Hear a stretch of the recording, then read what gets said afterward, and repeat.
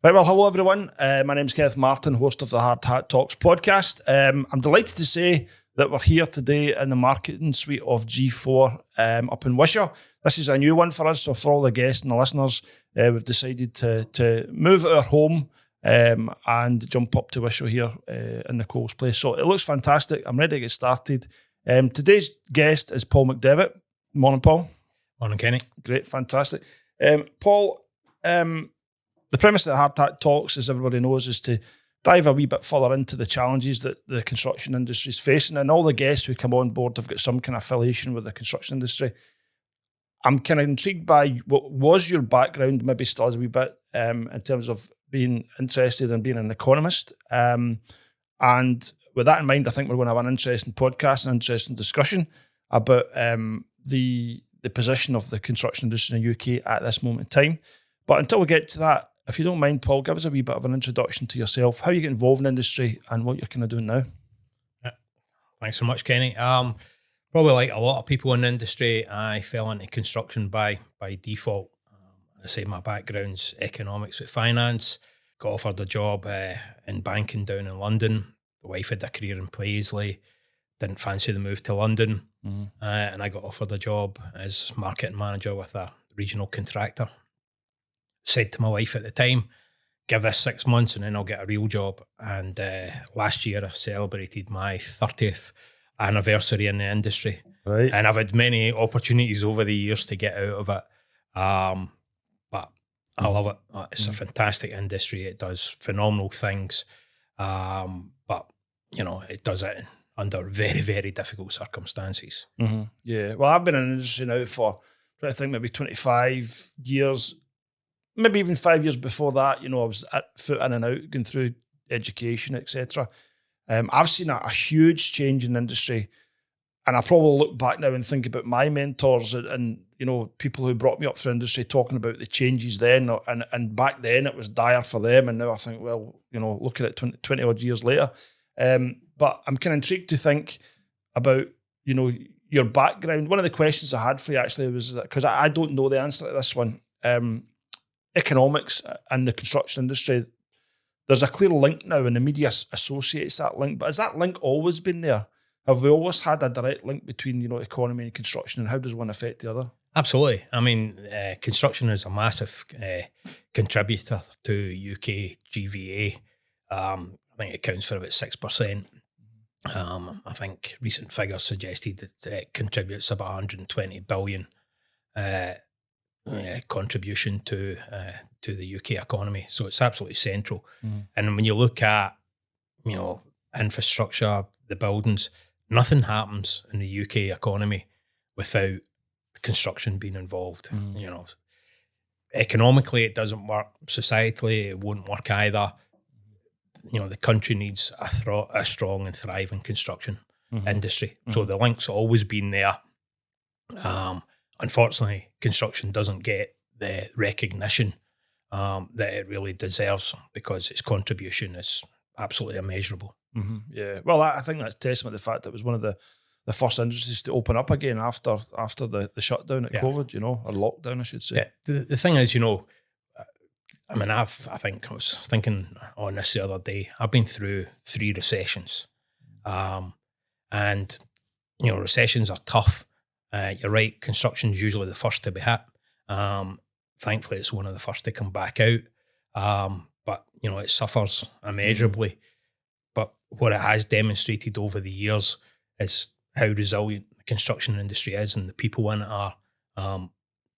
You know, they're able to adapt to really, really challenging circumstances. And when you look at, you know, the end product, what they produce is absolutely amazing. You know, and I think the industry deserves a huge amount of credit for that. People deserve a huge amount of credit. And I think they need to get recognition. The trouble is the industry's too fragmented, and I think there are players out there who take advantage of that. You say fragmented. What's your thoughts on that? Let's explore that a wee bit. Well, when you look at, you know, other industries, the construction industry is fragmented. There's too many professional bodies, too many trade associations. Everybody's fighting their own kind of corner. And there's not a united voice. I know there's been attempts and stuff, but at the end of the day, you know, the industry, in terms of what it means to the economy and what it means to society, doesn't get the recognition anywhere it deserves. And as I say, I think that suits various parties for that to be the case, because it allows them to drive down costs, and it allows them to allocate risk, and disproportionately and unfairly, in my view. Right, okay. So the industry, I mean, I've seen it for a wee bit less than you, but let's just say 25 years. Seen some massive changes and challenges. It's a great industry, and I've been in it, sticking in it, and you know how long I've got as being an architect. Who knows? You know, it's 20 odd years, but it's certainly something I want to stick in with in terms of being involved in the industry. But you get to my age anyway, you start to think, right, okay, you know, what else has the industry got to offer? And you do start looking then at the industry in a wee bit more detail and thinking, right, you know, where is it going? Where has it been?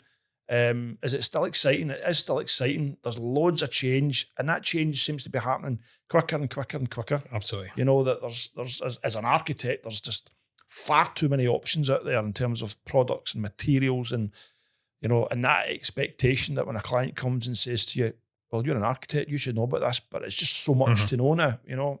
So from a designer's perspective, I would say that's probably even structural engineers, M&E consultants, all of the design team are suffering from that plight just now, you know. But I'm curious to know, one of the conversations we've had in the past is about the fact that you're quite strong in the opinion that the industry is broken. As much as we're enthused about it, we want to stick in it and keep going, but the industry is broken. So let's have a wee conversation about that then. Sure. I mean, I'm basing this on 30 years experience. As I said earlier on, I've worked for contractors for a good part of my career. I then moved into consultancy, set up my own business consultancy in 2003, specialising in the construction industry, initially to help businesses develop their marketing strategy. But through conversations, it became pretty obvious that not only did they not have a marketing strategy, they just didn't have any strategy at all. And you know, that wasn't just, you know, small and medium-sized enterprises. This was, you know, one of the contractors I worked for was a big, big international business turning over 500 million. Didn't have a strategy, and if it did, it was in the head of the CEO and wasn't well communicated or understood. So businesses, you know, for me, we pivoted from focusing on marketing and helping businesses promote themselves and winning work to, you need a plan, you need a strategy, and I think that's more prevalent now than it's ever been. You know, the economic challenges, you know, changes in legislation, you know, carbon reduction, the pace of change in terms of digitization, all of these challenges, you know, I think make it's probably hard now than it's ever been to operate successfully in the construction industry. So what we talk about then, are we talking about, is your feeling is that we need to try and simplify this at a higher level than just the business CEO, the business owners, or is it on the business owners to say, look, CEO of this 500 million pound company, you really need to knuckle down here, have a think with your management team about what's going on, and put plans in place? Because there's in my head, I'm thinking there's maybe that conversation of, we're not going to change legislation as much as we think. You know, we've beaten the drum with politicians that this has got to change and that's going to change. And I keep thinking, great, but then, you know, a few weeks ago we got a mandate that we need to put bird boxes in buildings, and you think, well, is anyone really? I mean, I'm not decrying the fact that, you know, birds are important and we need to do all that stuff, but is anyone really listening? You know, if that's the level we've got to in terms of trying to fix the construction industry, then is it on us as opposed to politicians? I think it's a bit of both. I mean, I look at it from the perspective of, you know, you can't change the macroeconomic environment. You can try and influence it as much as you can, but you've got no power there. What you do have power over is what your own business does. You know, and the decisions that you make, the people you employ, you know, the clients that you work for. You've got control over all of that. So that's where the focus for me needs to be. Yeah, the industry, I think, needs to come together. You know, you being an architect, you'll know as well as anyone, there's a serious lack of trust in this industry. You know, great people talk about, I got involved in the industry in the 90s. They talked about partnering, you know, and we all signed charters and it sounded great on paper. But the first time there was any kind of issue or problem, people are back in the trenches shooting at one another. There's little or no trust. And I think it's over the years, it's got, you know, that's diminished. And we need to start building trust together, because if we don't collaborate, you know, how can we be expected to deliver successfully the things that we're being asked to do when we don't trust one another? You know, clients don't trust contractors don't trust, you know, the professions. And, you know, there's just that total misalignment. We need to come together, we need to collaborate, and we need to be serious about it, because until everybody starts making money, this industry for me is always going to be on a knife edge. You can't work in the margins that you're expected to work in and be successful, and to meet all the challenges that are there, to, you know, to invest in people, to invest in technology. Just can't do that. You know, we don't invest enough in training. You know, we don't invest enough in our young people in terms of trying to attract and retain talent. And that's one of the biggest challenges the industry's got. And it's more acute now than it's ever been. You know, there have been some positive signs recently. I read a report this week from this construction skills certification scheme, easy for me to say, that, you know, the workforce under 30 has gone up from 20% to 25%. You know, that's a real positive. Not just that as well, the kind of the skills level has gone up. So the numbers holding skills cards to holding skills cards, an advanced level has gone from, I think it was 25% or something like that. It's now up to 39%.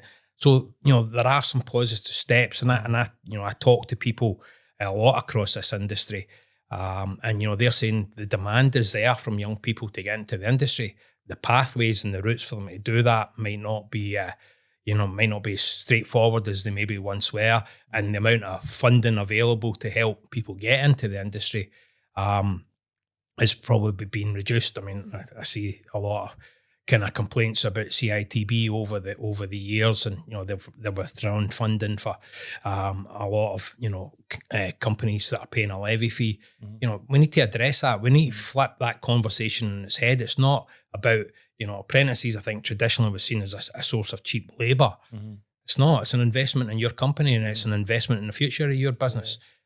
I think, because I know we're here to talk about the construction industry, but I think we were in the whole economic cycle just now, and so many different industries just now are suffering from the same thing, which is a drastic lack of funding and availability of cash for training and advancing their own industries.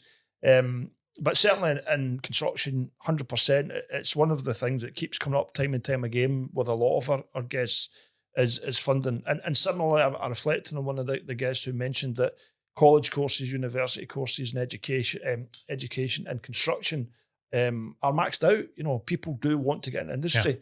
The challenge then might be is that stepping stone from industry, from education to actually get into industry, finding those jobs, finding, you know, the workplace is a challenge, I think, for a lot of people just now. I think there's maybe also that thing of, you know, 80-20 rule, you know, going to go back to it. It's one of those cliches, but, you know, it's okay, universities trying to increase their intake and bring in all these people, but, you know, maybe 20% of them are only going to be useful to the industry, and another 80% are, well, you know, what's happening to you guys, you know. But it's really interesting that the industry is in this kind of flux position just now. And I just don't know that how we fix it. As architects, we talk about collaboration all the time. You know, we talk about it in-house. We need to collaborate. We need to do this for our clients. We need to do that for our clients. And I see it sometimes with my own team. You know, all of a sudden a shot's fired from somewhere, and then they go back in the trenches. And like, guys, come on. You know, we're a wee bit better than this, you know. But if that's not being reciprocated from clients or from plan departments, building control, the contractors on site, very quickly your architects or your project managers, your design team heads, managers, they'll back off, and all of a sudden we're back in that culture of it's not a team game anymore. Yeah, no, absolutely. You know, there's not any kind of silver bullet for this. You know, there has to be a collective will in recognising that the model's broken, and that, you know, you're in business to make money. How are you expected to survive if you're operating in 1% margin? You know, or you're expected to bid for projects and you've got no margin in it at all. And, you know, you're expected to make money by cost savings, by screwing subcontractors or whatever. I mean, that model's just ridiculous. And, you know, other parts of society, you know, the economy wouldn't put up with it. But as I say, because construction's fragmented, it's easy for government and, you know, client bodies to push back and say, no, you know, we just want to drive the cost down. And you just can't do that. No. So if you look at it from two perspectives, we've got the government perspective and then we've got the private business perspective. What's the one thing we could do at a government level to try and, I mean, there's so much to fix, but what's the one thing we could maybe do overnight that would just help us along that journey?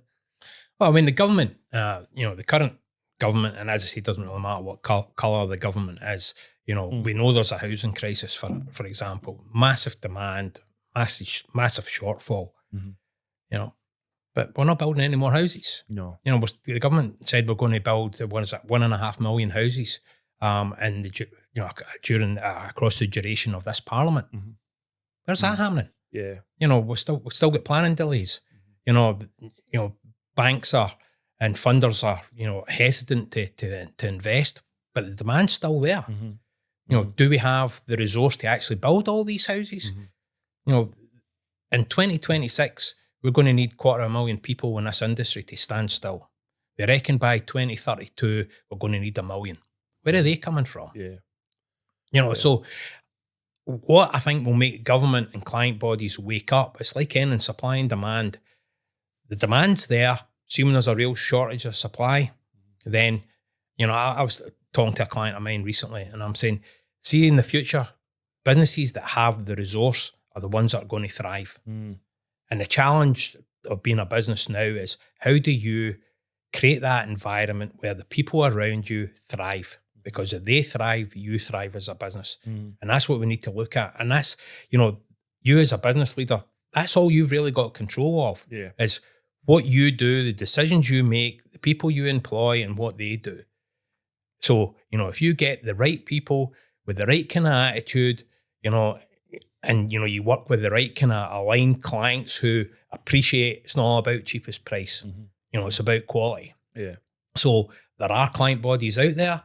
You know, there's going to be massive expenditure on things like energy, water, MOD, for example. You know, the current geopolitical climate suggests, you know, the UK, Europe is going to have to spend billions on defence.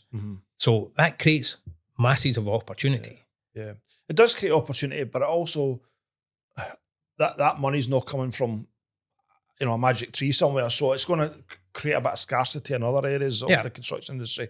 So then that brings in the whole question of, you know, retraining from one skill set to be able to deal with MOD. Now, you can look at that and embrace it and go, this is great. You know, if you're looking to retrain, but stay in industry, get a bit of diversity and something a bit more interesting, then why not go for it? But it's symptomatic of there must be just something somewhere that somebody can do just to start, you know, there's a golden bullet, a trigger to start things going that wee bit quicker. I don't know what it is. As an architect, I'm faced every day with the challenges of planning, you know, the planning system. And I don't blame the individuals and the planning officers. There's times I wish they'd pick up the phone or respond to an email that would be quicker, but I can get over that ultimately. But the system is so complex, it's such a drudge. And I've said it before and I'll say it again, it really takes someone at government level to turn and say, see all of these policies and procedures and stepping stones and environmental responses to this and that and blah, blah, blah, blah, blah. Listen, I know they're all there for the right reasons, but that's what's really bogging your planning system down, you know? No, absolutely. You know, government's role should be to create the kind of legislative environment that allows business to thrive, for people wanting to invest. You know, that's the government's role, is to create that environment that allows the economy to flourish. it creates opportunities, it makes it easier for business. Now, I'm not saying, they do away with everything and start from scratch, but you're right, it's got far too complex. So somebody needs to be looking at it and saying, how do we simplify this? Why do things get complex? They get complex because the people who do them make it complex, either because they don't know what they're doing or they're trying to protect what they've got in their position. So that needs to change. The government needs to start creating that kind of environment, because if it does, we will get the investment. The investment will come in from overseas. Companies will invest because they will feel more confident. At the moment, there's no confidence. So, if you're a funder, or you're an external company looking to invest, why would you invest in the UK? It's not growing. The economy's stagnating.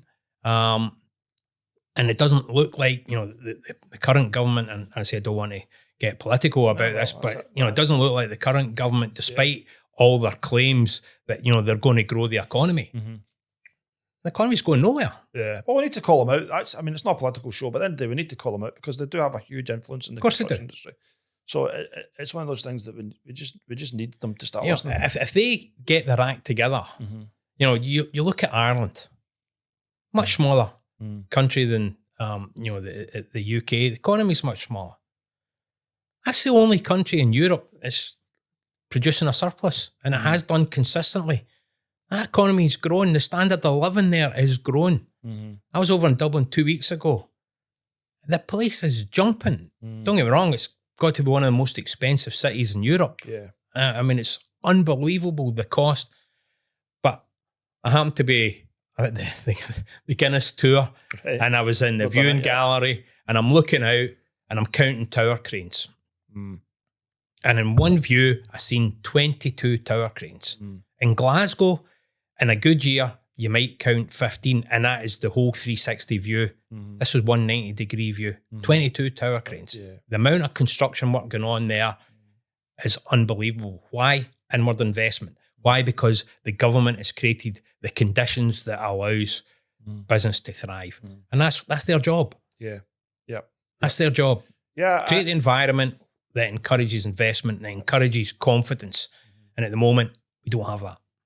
No, that's it. Well, behind the scenes, I am speaking to a few politicians, having conversations to see Good luck. if we can get them on the podcast. And as we say, if there's any politicians listening, this isn't an attempt to try and, ridicule or no, definitely not. It's really just to try and understand what is the perspective, what is truly happening.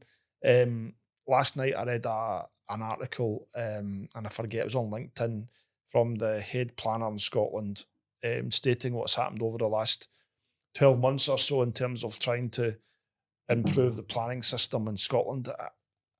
And you can read and you go, right, okay, right, you have done stuff, but when is it going to start taking some kind of effect? When are we going to start to see, the smoother transition of planning applications going through the system?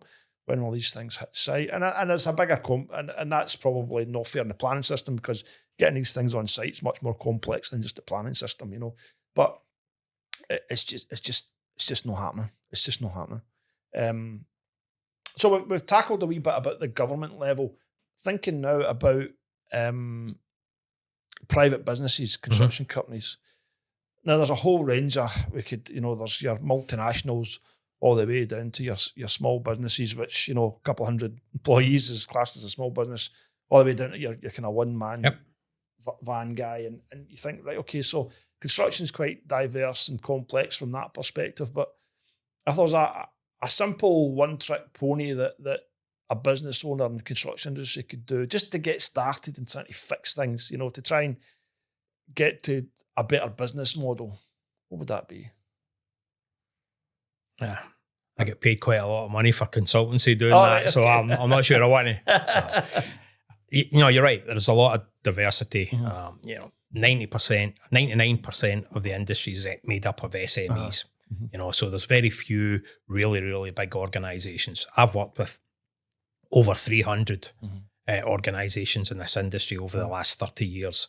I've worked with contractors of all shapes and sizes, from one-man bands up to the large corporates. I've worked with all the professionals, architects, engineers, QSs, building surveyors. I've worked with the trade bodies, and I've worked with the professional bodies, and I've also worked with the Scottish Government. So I like to think I've got a fairly round understanding of what's happening in the industry. I think I've got a good understanding of what makes businesses successful. The challenges, it doesn't matter, the size of the organisation. The complexity might be different too, but the challenges are all the same. And it comes down for me, it's having a plan.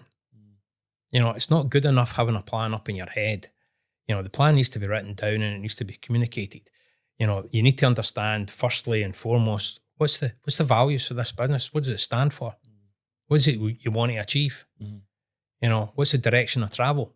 People need to know that because you can't do it on your own. Why do we set up organisations? Because if we need other people to do things that we're not skilled or experienced enough to do. So we have organisations for that reason. So it only makes sense that everybody in the organisation pull in the same direction. They know where they're going. And I've dealt with organisations, very successful businesses. The guy who, is running the business might have an idea in his head, but it's not written down anywhere. It's not communicated, and it's certainly not well understood. My first client, when I set up consultancy in 2003, was an architect. Guy I'd known a long time, got a lot of respect for. And practice was about 10 people at the time, and he had 2 directors and himself. And this guy is a great communicator, had a pretty clear vision on what he wanted the business to do. And we got involved to help him grow because he was too dependent on one client. So we come in, started developing a strategy, we rebranded him, helped him articulate what the values of the business were.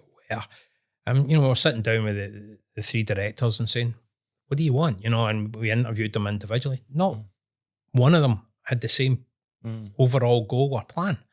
Now, that just doesn't make any sense. People have got to be working together. They've got to be clear in terms of where we want to go and what you want to achieve. And if you don't have that, then all you're ever going to be doing is firefighting. Yeah, aligned goals.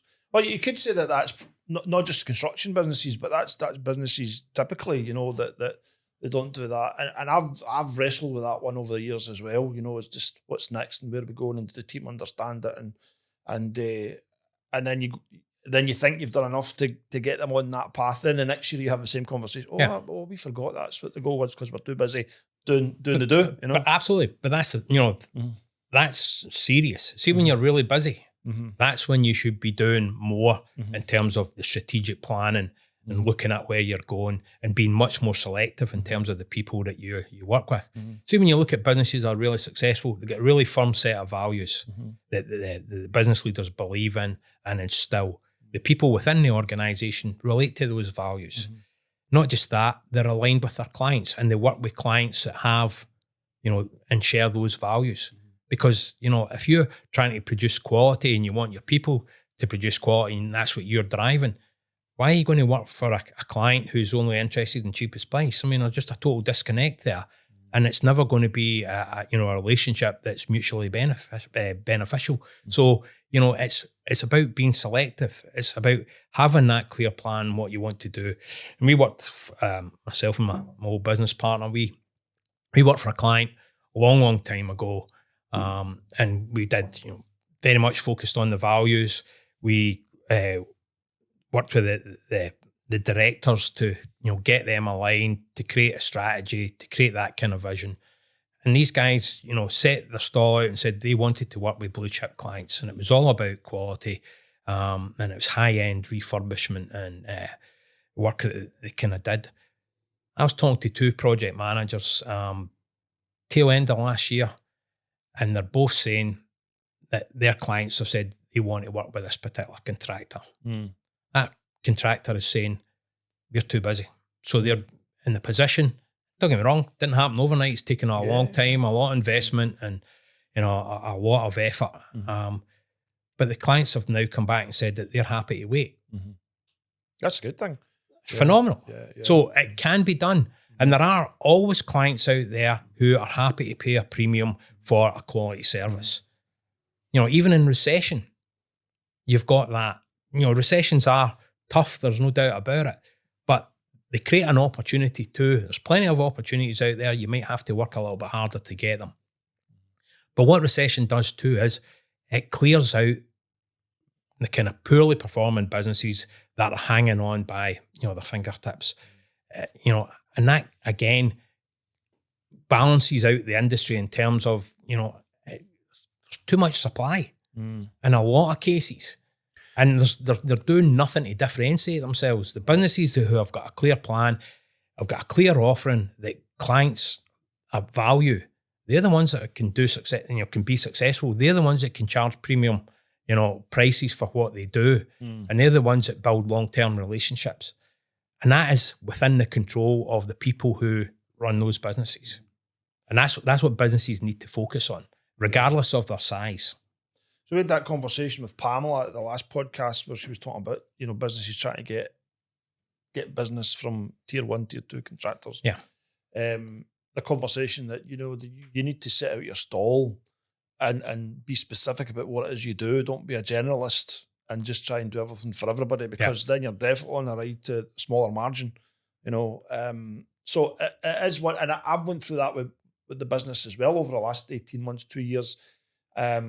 We used to do a lot of domestic type projects, and kind of enjoyed it at the time, but that's a lot of plates to spin, when you're trying to grow a business. Indeed, yep. So we've definitely transitioned now away from that, doing a lot of work with more commercially minded contracts, private developers, and some local authority work. And I think probably over the next 2 years we need to get a wee bit more specific again.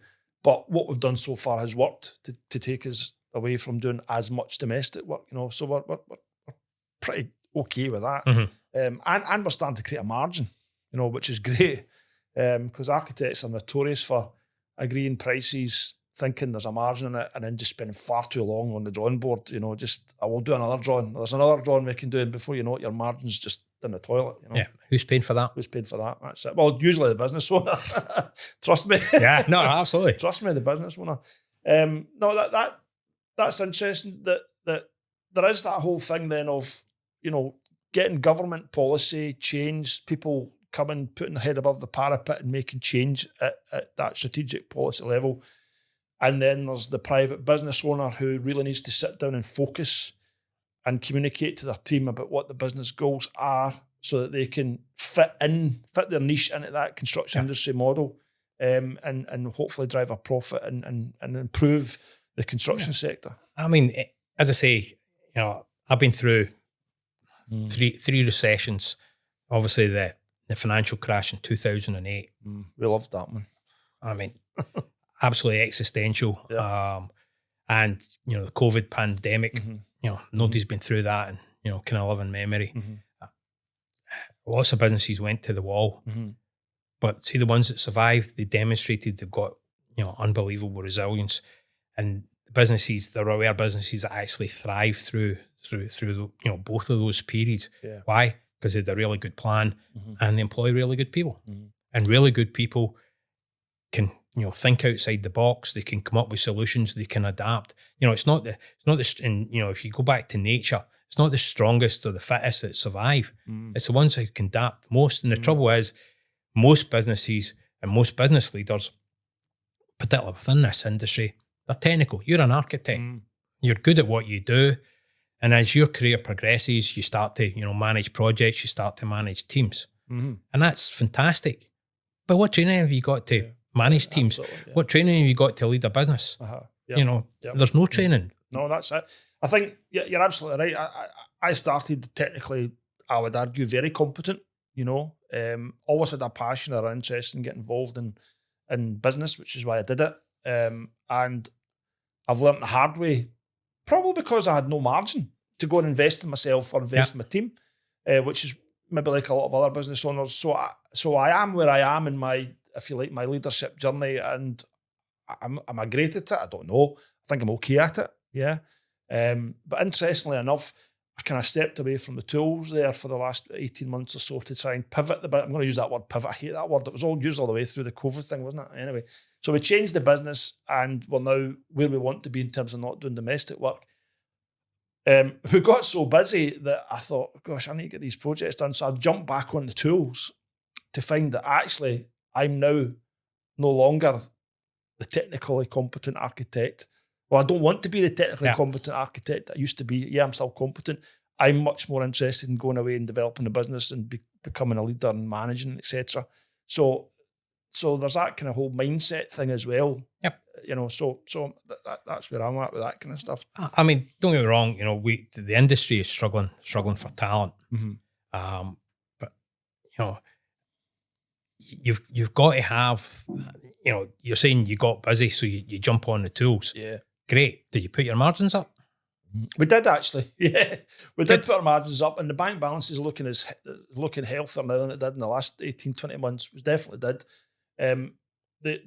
The kind of interesting thing though is that the architects industry, we've been trying to find an architect for the last 6 weeks or so. You know, it's pretty choked. You know, there's the same. We have, you know, dentists, doctors, lawyers, architects. You know, you name it. You know, we're all in this position just now that even though the economy is kind of stagnant, the demand, you know, for us as architects has probably never been less greater, you know. Yep. And yet we still kind of get good qualified architects through the door to help us put those projects back out the door, you know. So it's one of those interesting times that I've never been in before because I've always managed to recruit. You know, whereas this since January, you know, this is come out the end of March. So that's almost 3 months actually of trying to recruit. It's been slow. But yeah, we've had people through the door, but the feel is that there's a lot of unqualified people. So we're advertising for architects, and we're getting, you know, just out of university. Telling me they can do the job. I'm going, no, you know. So there's a lot of that going on as well. No, there is. But again, going back to economics, supply and demand. So I used to be an external assessor at Caledonian University. And I looked after 6 MSc programs. And I don't have a technical bone in my body. I'm an economist. But I got involved or asked to get involved because my clients are telling me that the universities are churning out graduates and it takes them at least 2 years before they become a useful citizen. How many businesses can afford that? So, but these students now are coming out. Are they getting properly trained in terms of what the skills that they need to be able to add value to businesses? I think that's debatable. But they're coming out with sky high expectations. So I was talking to someone from a university last week, and they're talking about a project manager coming out with little or no experience and demanding 40K. And we'll probably get it. So what's happening is businesses are, because of the lack of supply, are paying top dollar for what I call bums on seats. I get that. So I'll just get somebody in because I need them to do something. Yeah, but there's an opportunity cost for that. So how much time do you, as a business leader, have to spend on them to get them to perform to a level that actually adds value? It's totally disproportionate, and it's not worth it. So it's about, you know, where are these people coming from? Going back to Caledonian again, on those MSc programs, there was a lot of overseas students. Fantastic. Universities or businesses, overseas students pay more money. So yeah, and then they go back. Totally understand. Yeah, absolutely. They go back because they want to go back, or because the immigration laws don't allow them to stay. But the point is, they're taking up places where domestic students could be, and then that knowledge and expertise would feed its way back into the industry. That's not happening. Yeah. So, you know, there's a real disconnect there, and that's part of the reason why we don't have the supply that we need to meet the demand. Absolutely. Well, we've had a lot of foreigners apply. Well, I say foreigners that, you know, they reside in the UK, but a lot of their experience is offshore, and it's just no good for us, you know, because we've got projects. You know, I would rather I stayed in tools, for example, to get the projects out the door and get them out with a relative quality and understanding of the UK construction legislation, as opposed to having to try and train someone and look over their shoulder and make sure, because I've been there before, and as much as you think it's the right thing at the time, it transpires to be the wrong thing, drawings that don't tie coordinate and that have no relevance to the UK the British standards, etc. So it is a challenge. I want to go back to your comment about university graduates, because I heard talking to a contact. He's actually an architect, but he was telling me that he's got QS contacts who are saying they're paying graduate QSs £60,000. Yeah, £60,000 just to come into their business, and I think, oh my goodness, And actually, you said they're £40,000 as well for a project manager. Might have been wrong. Actually, might have been more than that. Yeah.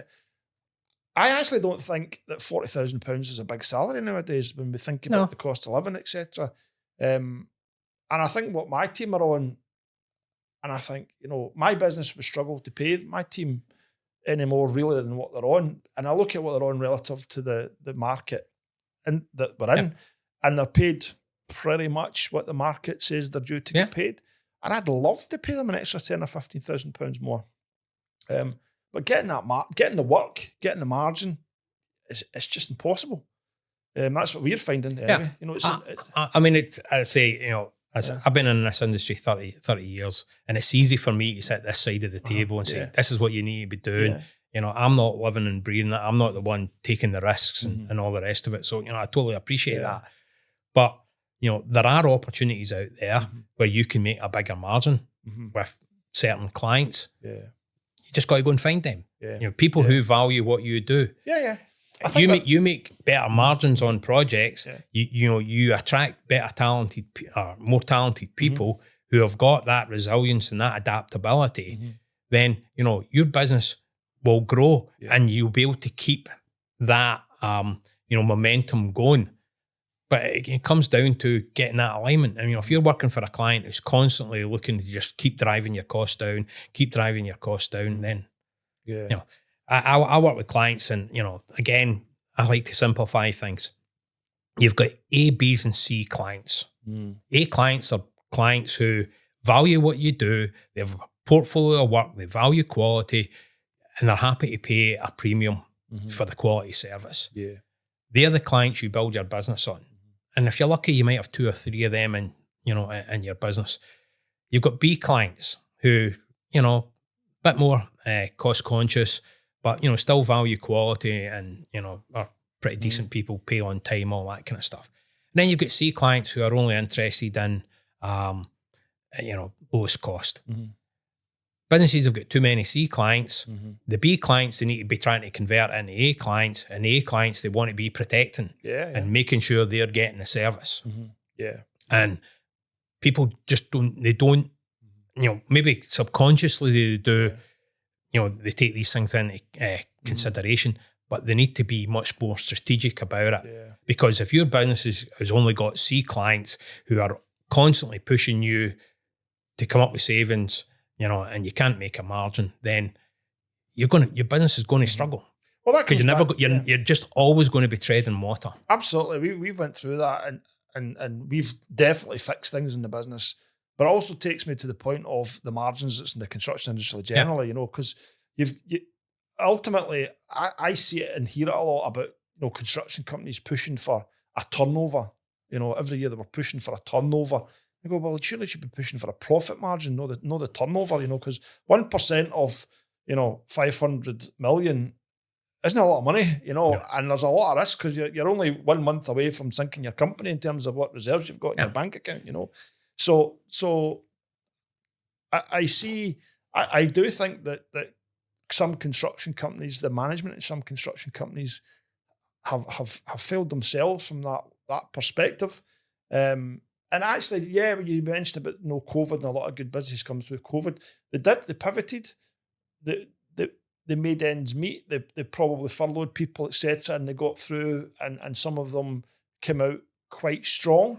Some of those businesses are now starting to go to the wall.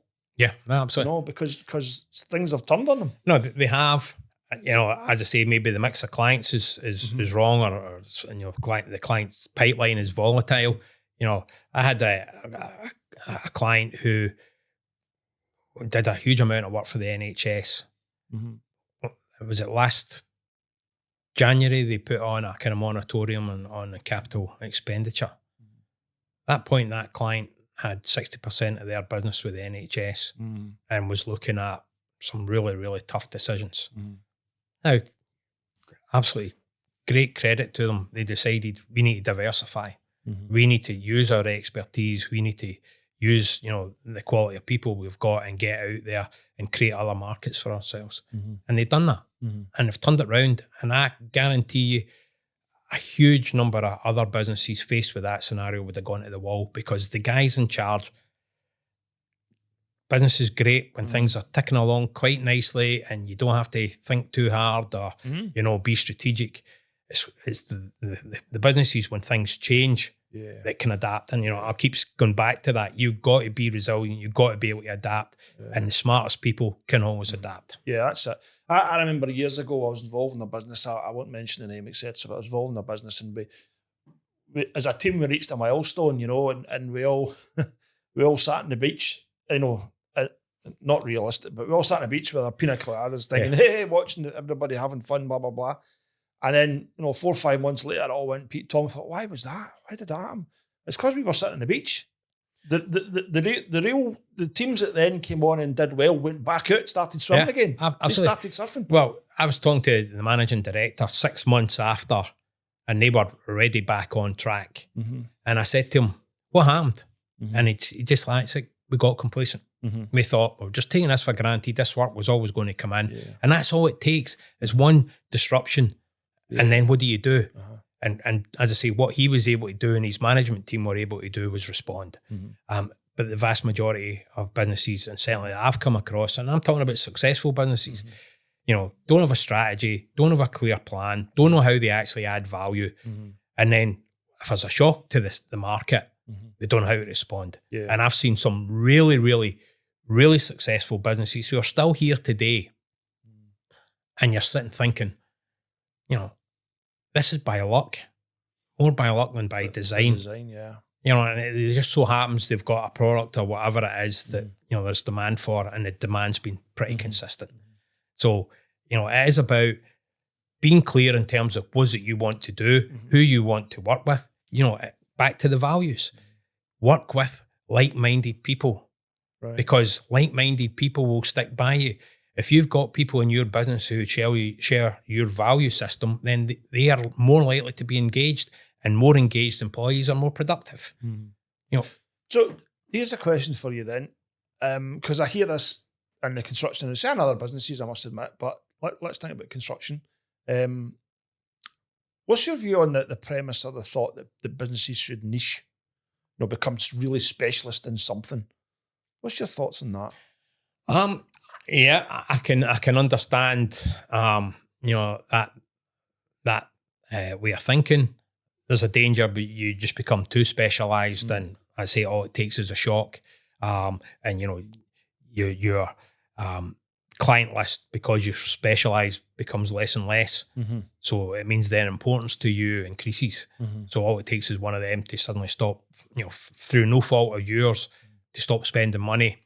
And you've got a very big hole to fill. So I can understand specialising, absolutely.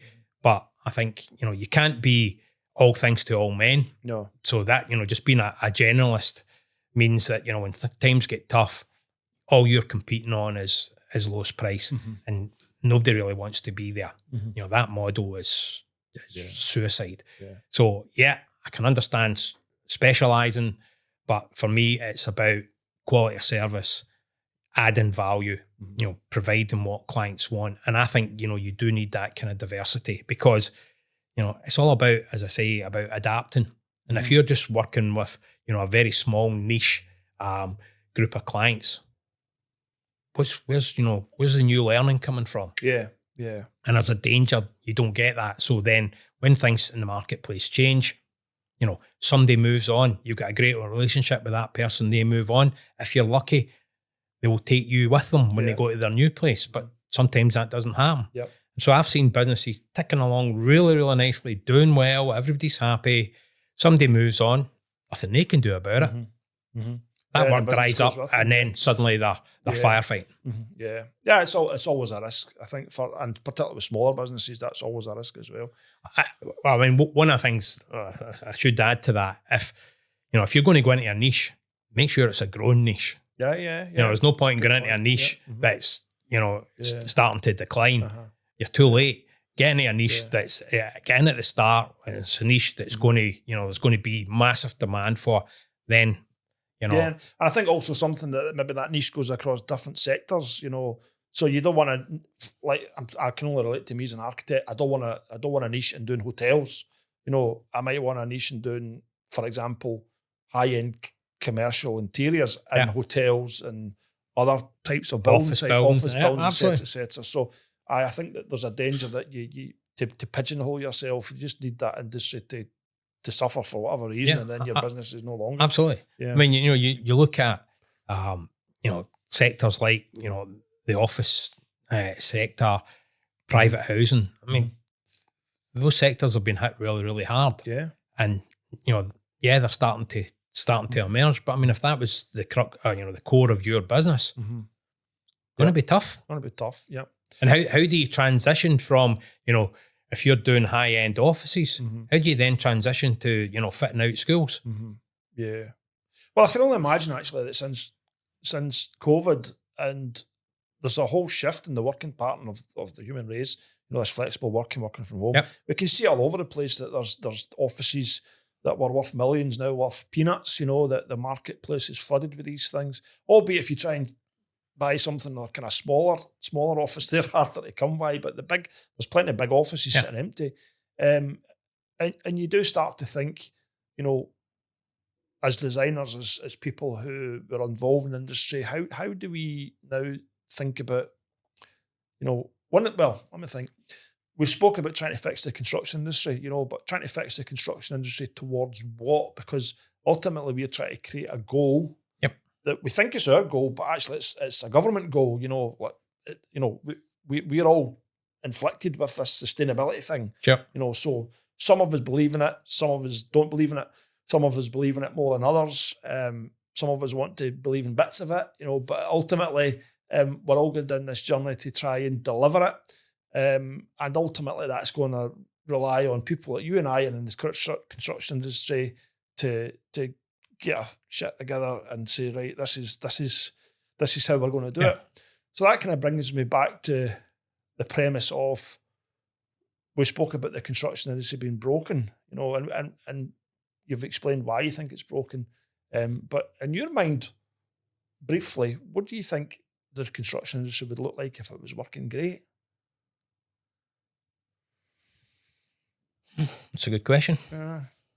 I'm thinking of an answer. Trust me, I'm trying to think of an answer. We know it's broken, but if it was not broken, what would it look like?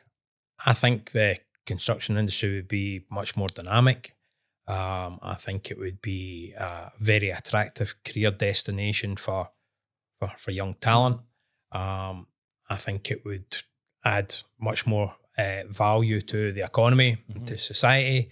I think it would find faster and better ways of doing things, and I think the quality would be better than it is. So that's, I think, what it would look like. And people would make money. Everybody in the supply chain's got to make money. Whether you're a tier 1 contractor, you don't make anything. You're basically project managing. It's the supply chain. The designers who are the ones that are creating and delivering. And they've got to be able to make money, because if they don't make money, you don't make money. And the trouble is, the model we've currently got isn't allowing that. I remember when I joined a big national contractor, I sat down with the MD, and he was the guy that recruited me, and basically we were asked to turn around a failing division.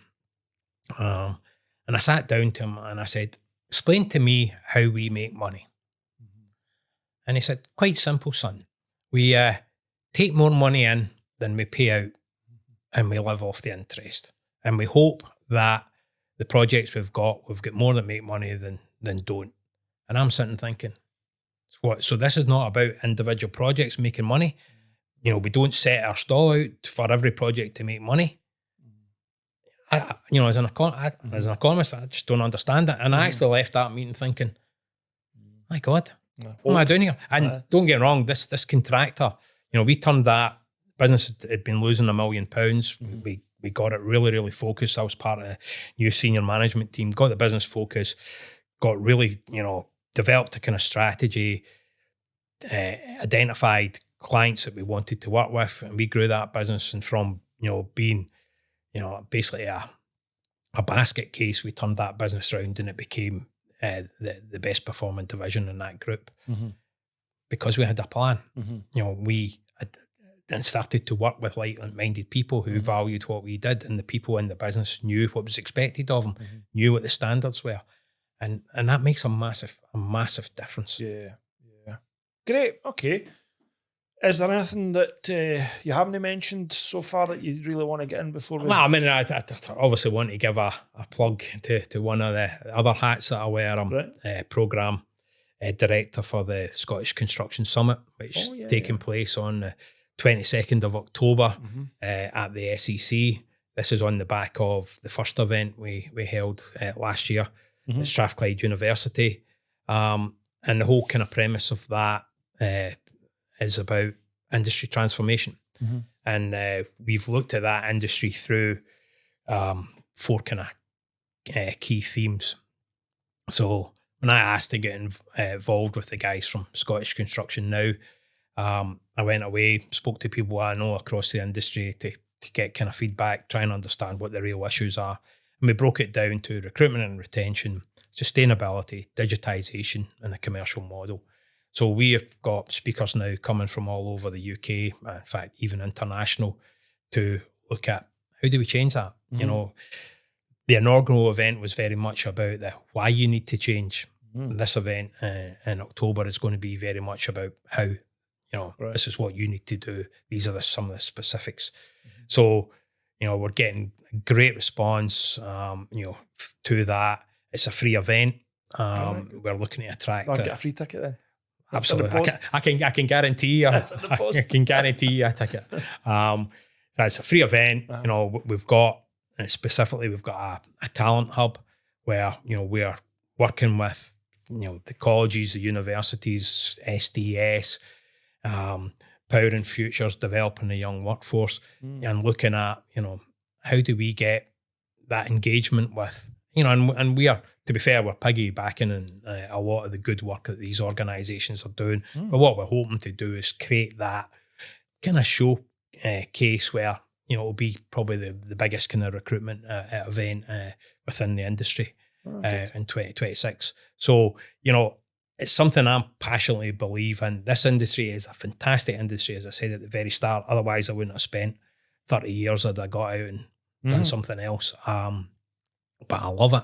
It's got great people. It achieves great things, under unbelievably difficult circumstances.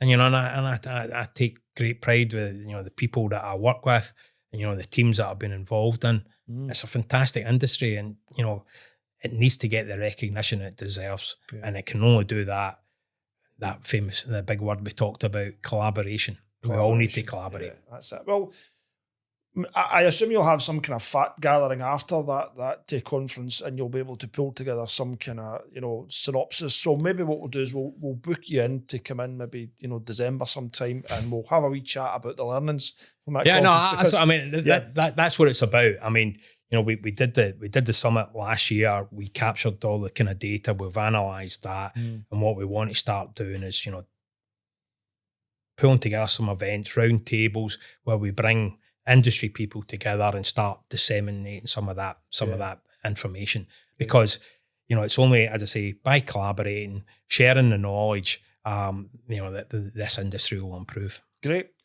So we're coming to the end of the podcast. We always leave with a wee question from our former guests. So wee question for you is, who's the most influential leader you've ever worked for and why?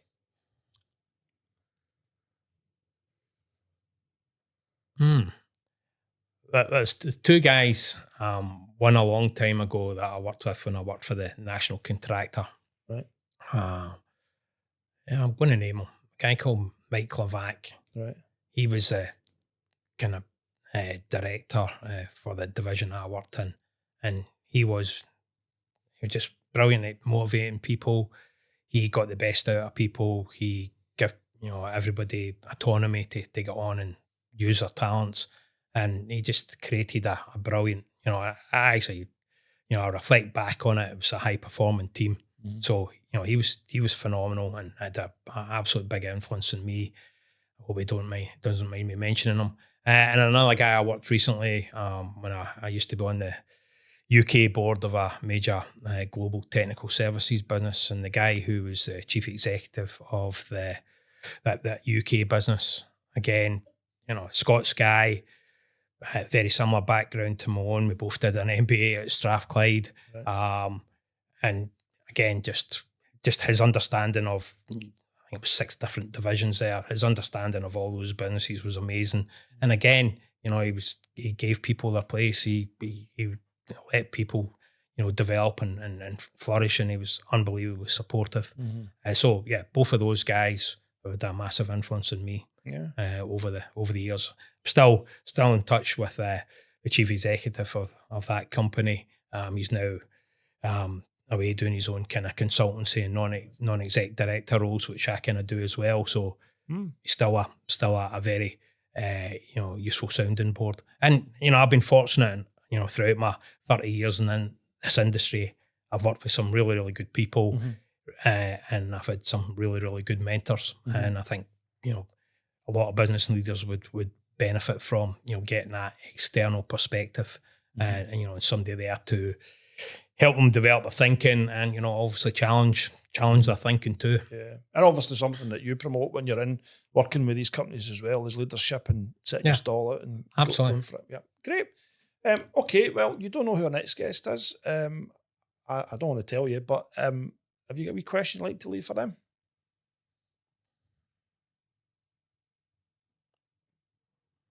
Yeah, I should have been thinking about this all the way through, but no, I do have a question. How would they improve collaboration? Good question. Across the construction industry. How do we improve collaboration? Well, it's a huge thing. And I think you're right. It's one of the most fundamental things that we need to try and get right across the industry. And it's something that I'm trying to promote in my business, however well I'm doing that or not. I'll let others decide, but I'm certainly trying. And yeah, I look forward to chatting that through with the next guest. Paul, I've had a great time. I've had my eyes are open to not just what you think the challenges are in the construction industry, but also a bit about what you do and how you can help the industry. Thanks for coming on the Hard Hat Talks podcast here for the first time in a new studio, which I think's worked fantastically well. And until the next time. Oh, sorry, just before we go, if anyone wants to reach out to you and make contact with you, how's best to reach you? Just drop me an email, paul@mcdevitt.co. Great, fantastic. Okay, well, with that then, we'll wrap it up, and thanks for coming on the podcast. Thanks for the opportunity. Cool. Cheers, Kenny.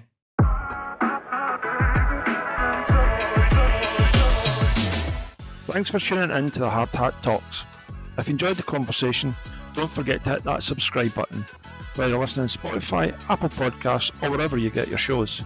That way, you'll be sure to never miss an episode. If you've got any feedback or a topic you want us to tackle, please drop us a line. We'd love to hear from you. Till next time, stay safe, stay sharp, and keep your hard hat on.